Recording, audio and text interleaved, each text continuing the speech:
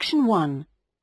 You will hear a man talking to the customer services manager of a bank. First, you have some time to look at questions 1 to 5.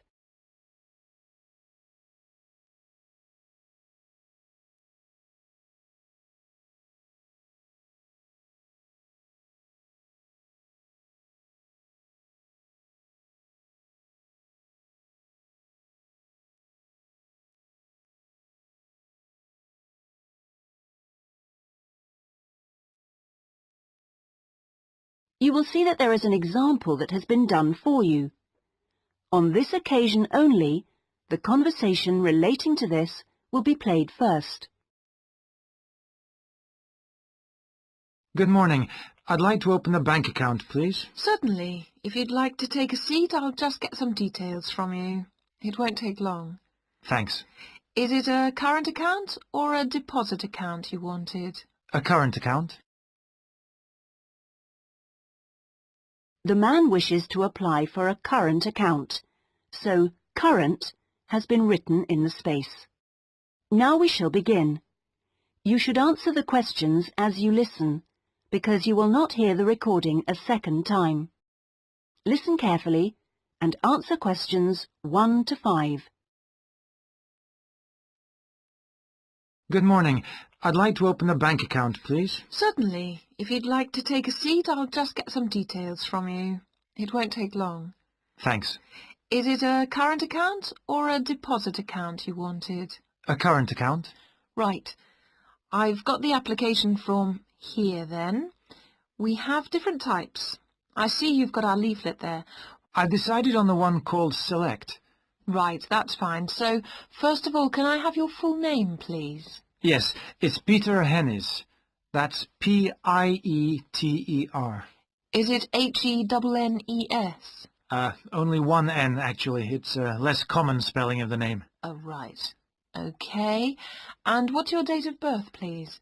The 27th of the 1st, 1973. Right. And will this be a joint account? No, just myself. Okay, fine. And where are you living, Mr. Hennies? 15 Riverside. Is that all one word? Yes. Exeter? Yes. How long have you been at your present address? Is it more than 2 years? Just 2 weeks, actually. I only arrived in the country a month ago. I'm from Holland. Oh, that's fine. But we normally ask for a previous address in that case. Oh, yes. Well, it's Rielsdorf 2. That's R-I-E-L-S-D-O-R-F 2, Utrecht. Holland. Okay, thank you. Do you have a daytime telephone number? Yes, I think the number at my office is 606-295. Just a minute, I'd better check.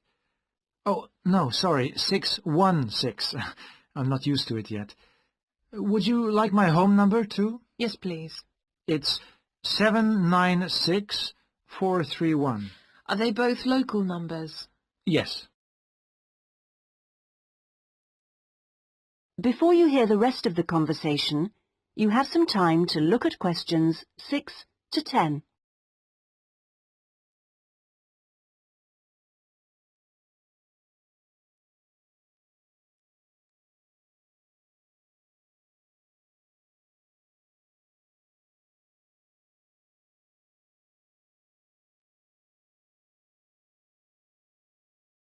Now listen and answer questions 6 to 10.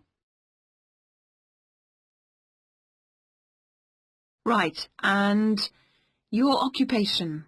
Well, I'm in Britain as a project manager, but that's not my main job. I'm an engineer by profession. I see. I think I'll put that then. It's shorter. Now, we usually ask for a piece of information which we can use to check your identity for security reasons. You know, if you phone us. Like my wife's first name?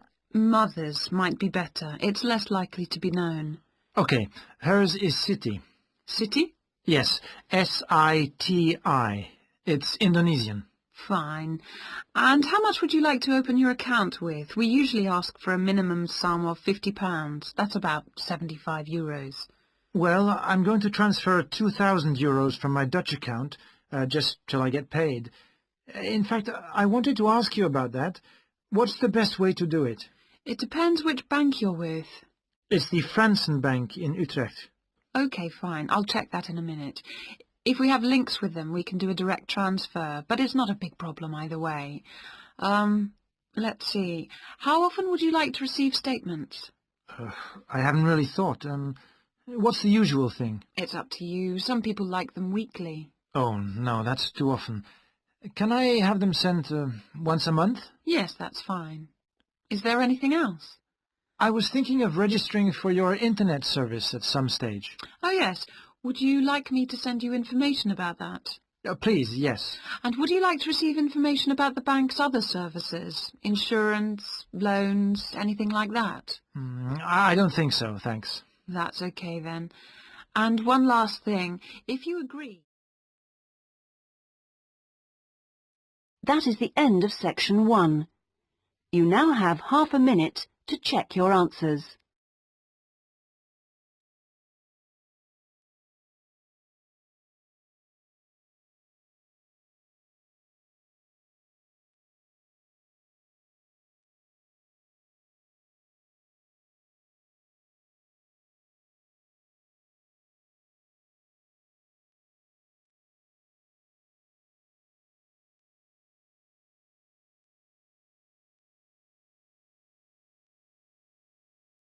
Now turn to section 2.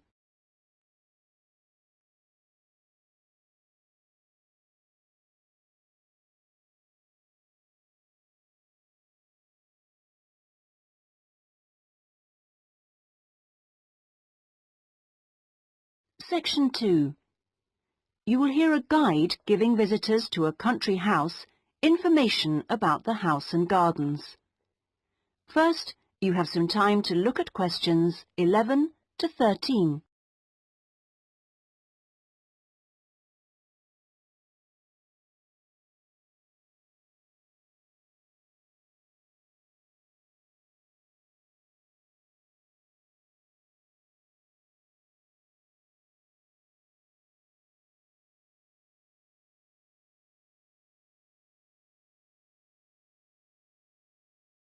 Now listen carefully and answer questions 11 to 13.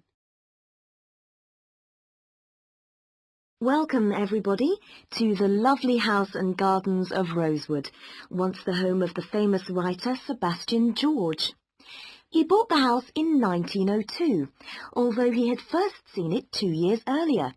At that time, the owners let it out to a tenant because George was too slow making up his mind to buy it.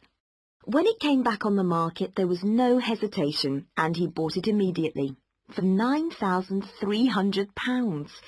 Even though the house had no bathroom, no running water upstairs, and no electricity. When he came here, he'd been married for 10 years. During that time, he'd become one of the most famous writers in the English-speaking world. His professional success was enormous, but his personal life wasn't as successful. He was no longer on speaking terms with his brother and had been devastated by the death at the age of 7 of his elder daughter, Josephine. Moving to Rosewood allowed the family to start a new life. George regarded Rosewood as a pure example of a traditional country house of this part of England and did some of his most successful writing here. The house and its grounds became the family haven and their escape to privacy and quiet. The walls and the mullioned windows were built of the local sandstone. The tiles on the roofs and the bricks of the chimney stack were baked from local clay, and the wooden structures inside came from oak trees which grow around here. Before you hear the rest of the talk, you have some time to look at questions 14 to 20.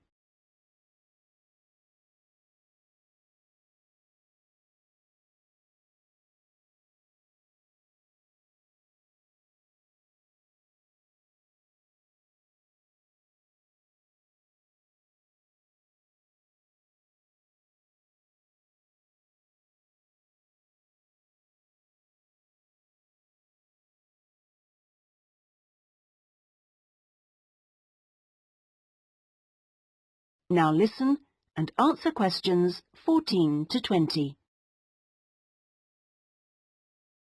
Now, please look at the map I've given you of the house and gardens. We're here at the information centre. Follow the path marked with the arrow, and the first area you come to is the orchard on your left. As you go further down the path, there's the kitchen garden on the right, and as you go round the first sharp corner, you will find to your left an area where different types of pear tree have been planted, as well as some lovely flowers, and this is known as Pear Alley, designed by George himself. Next to this is the greenhouse, where some exotic plants and fruits are grown. Follow the path round the second corner, and on your right you will see the entrance to the mulberry garden, with its 500-year-old tree. Past the mulberry garden, follow the path until you reach the front of the house. I suggest you spend a good hour wandering around this lovely building. A guide takes visitor groups round every 2 hours. If you would like to purchase any of George's books or other souvenirs, then leave the house by the side entrance, where you will find our shop, which is situated between the house and the garage, which contains the magnificent old Rolls-Royce car, which used to belong to George. I expect by this time you may also be in need of a rest and some refreshment. Most visitors are, so why don't you visit the tea room on the far side of the garage? If you have time, there is a lovely walk down towards the River Dudwell. For me, this is the best part of the estate. This isn't on the map, but it is all clearly signposted. You cross the field, which spreads along the banks of the river. In spring, this area is well worth a visit. Spend a minute or two watching the water pass by underneath as you cross the footbridge, and then continue along the river walk through the woodland. On a hot summer's day, the trees along this path provide welcome shade. Eventually, you come to the watermill, which used to provide the electricity for the house, only about 4 hours every evening in George's time. And finally, for those of you who would like to see stunning views of the surrounding countryside and who are a little bit more energetic, when you return from the mill, take the first turning on your left and climb up to the viewpoint. You won't regret it. Enjoy your visit. That is the end of section 2. You now have half a minute to check your answers.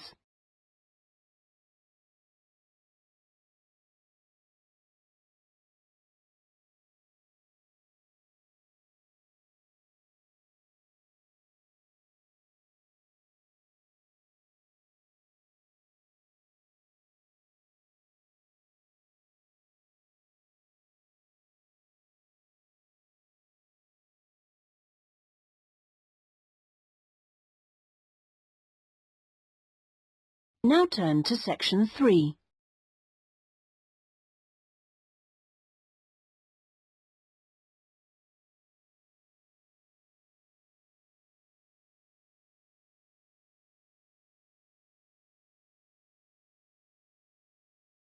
Section 3. You will hear 2 students, Jack and Lucy, discussing a marketing assignment they are working on together. First, you have some time to look at questions 21 to 24.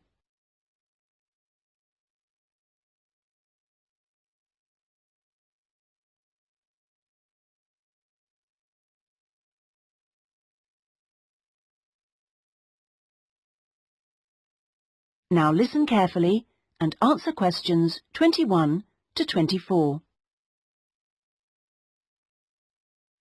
Lucy, we really need to get working on this marketing assignment. We've only got 5 weeks left to the end of term to design it, carry it out, and then write up the results. Sure. Well, let's get started right now.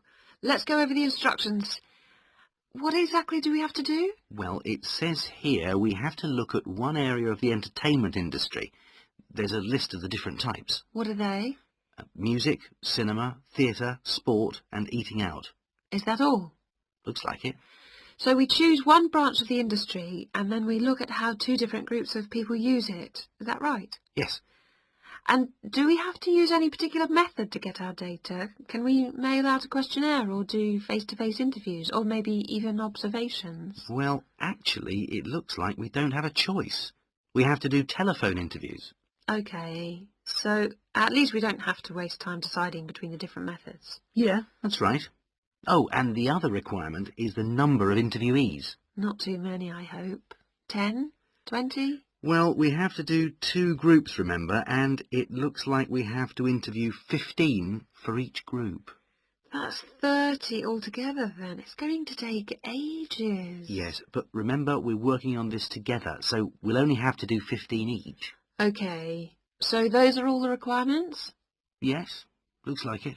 So, first, which area are we going to choose? My preference would be cinema, since that's where I spend most of my money. I don't think that's such a good idea. I don't think there are huge differences in the market there. I mean, you get young and old, male and female, rich and poor, all going to the same movies. Yeah, maybe you're right. Let's make it music then. Right. So, what 2 groups will we compare and contrast? Male and female? No. Most of my female friends like the same music as me. Different age groups will be much more likely to show up differences, I think. Before you hear the rest of the discussion, you have some time to look at questions 25 to 30.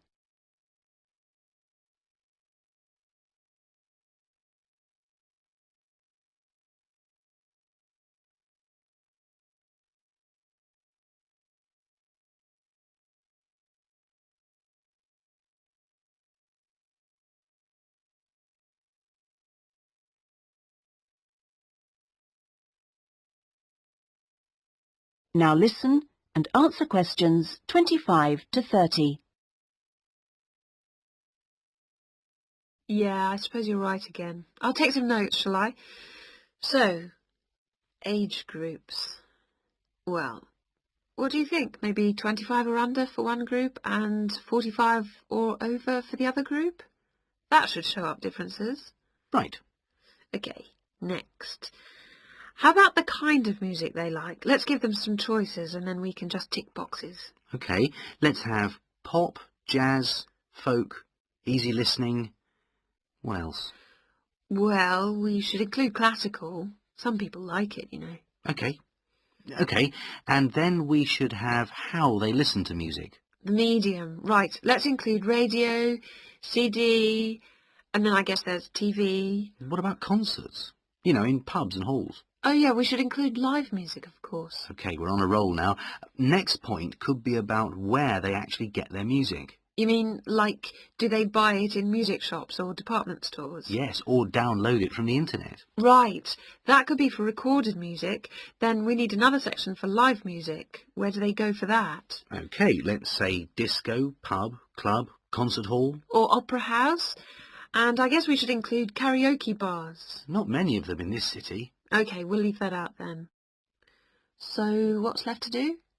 That's it. Well, now we can make a timescale for doing it. That is the end of section 3. You now have half a minute to check your answers.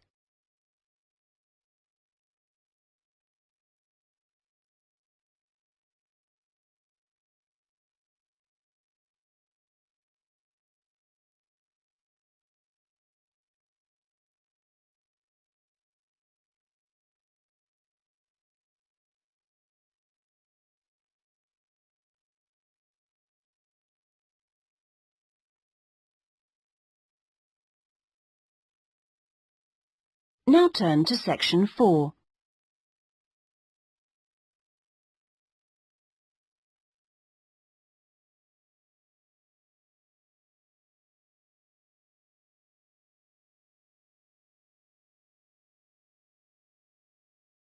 Section 4. You will hear a lecturer talking about farming in ancient Ireland. First, you have some time to look at questions 31 to 40.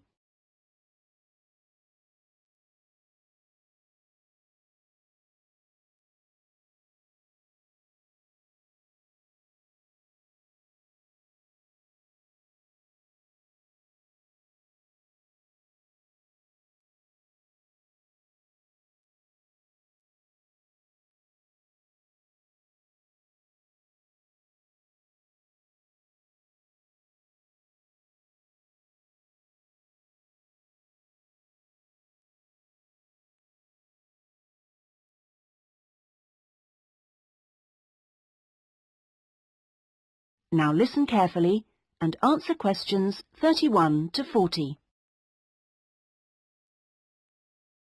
Good morning, everyone. Last week we were looking at the hunter-gatherers in Ireland, across the Irish Sea from England. Today we're going to move on to the period between 4,000 and 6,000 years ago, known as the Neolithic period, which is when a total farming economy was introduced in Ireland. Now, there are several hypotheses about the origins of the first Neolithic settlers in Ireland, but most of these contain problems. For instance, there are considerable archaeological difficulties about the theory that they came from England. The evidence doesn't really add up.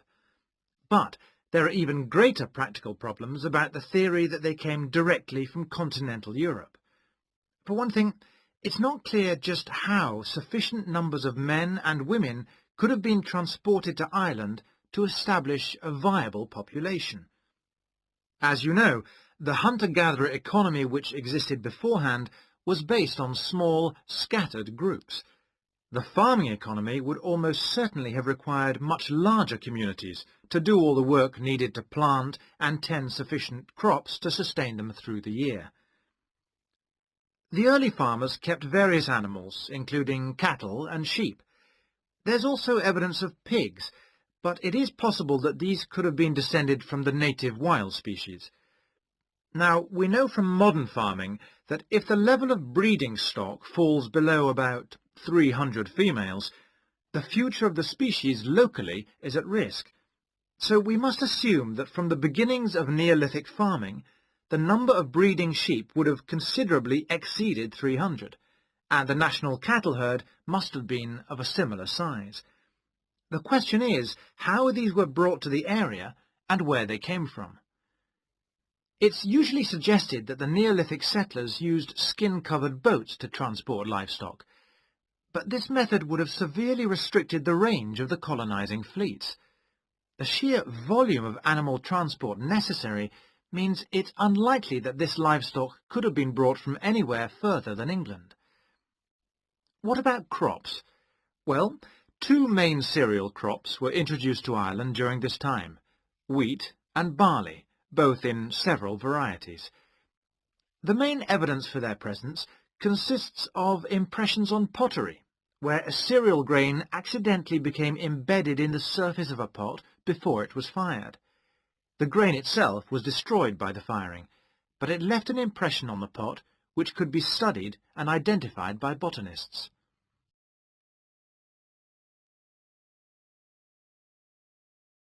Let's turn our attention now to the farming technology available at that time. Before the cereal crops could be planted, it would have been necessary to clear the forest and to break the ground by ploughing. The stone blade of a plough has been discovered during excavation in County Mayo in Western Ireland. The body of the plough would have been of wood and could have been drawn by people, but it's also likely that cattle were used.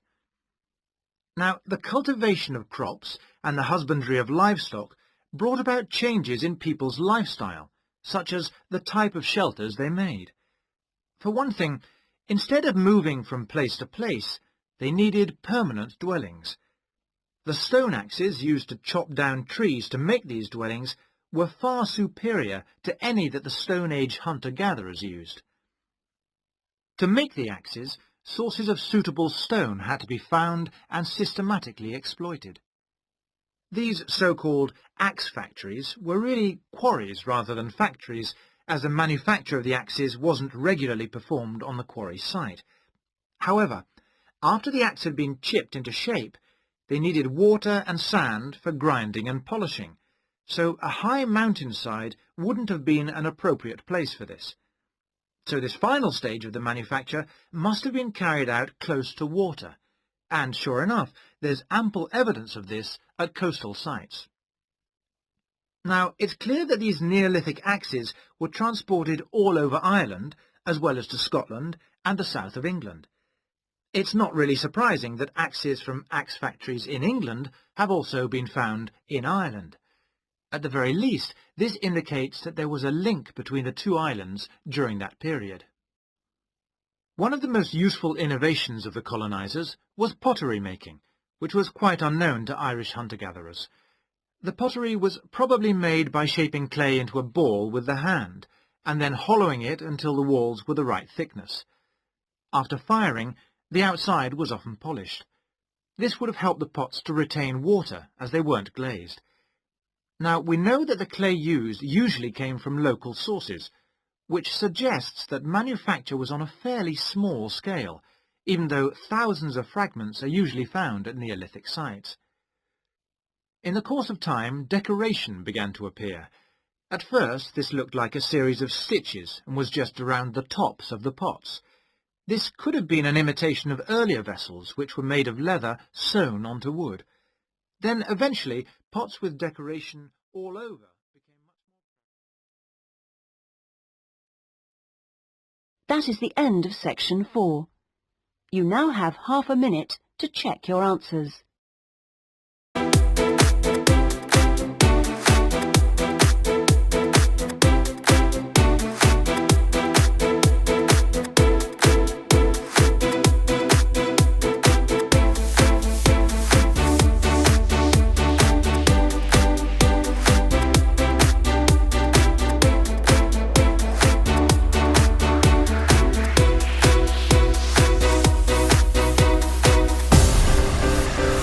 That is the end of the listening test.